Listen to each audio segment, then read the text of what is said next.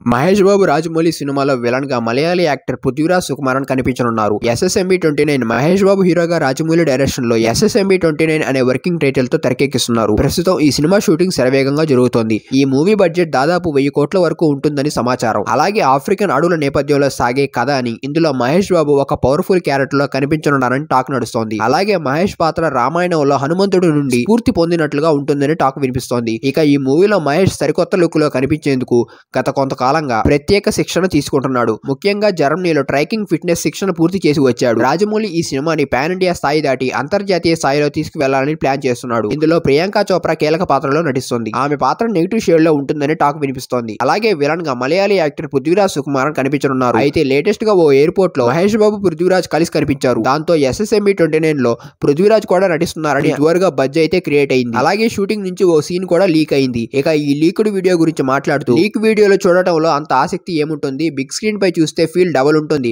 అలాగే రాజమౌళి సినిమాలో నేను ఏడాది క్రితమే భాగమయ్యాను. షూటింగ్ శరవేగంగా జరుగుతుంది. దాని గురించి ఇప్పుడేం మాట్లాడలేను. త్వరలోనే దీనిపై టీం నుంచి అప్డేట్ రావాలని కోరుకుందామని అన్నారు. ఇక హాలీవుడ్ యాక్టర్స్ మరియు టెక్నీషియన్స్ కూడా ఈ ప్రాజెక్ట్ లో భాగమయ్యారని తెలుస్తోంది. ఇది 2 భాగాలుగా 2027లో మొదటి భాగం మరియు 2029లో రెండో భాగం విడుదల కావచ్చని అంచనా వేస్తున్నారు. రాజమౌళి తన గత సినిమాలలా కాకుండా ముందుగా విజువల్ ఎఫెక్ట్స్ పై దృష్టి పెట్టి ఆ తర్వాత షూటింగ్ చేసే విధానాన్ని అనుసరిస్తున్నాడని తెలుస్తోంది. ఇప్పటికే 40% VFX పనులు పూర్తి చేసినట్లు సమాచారం.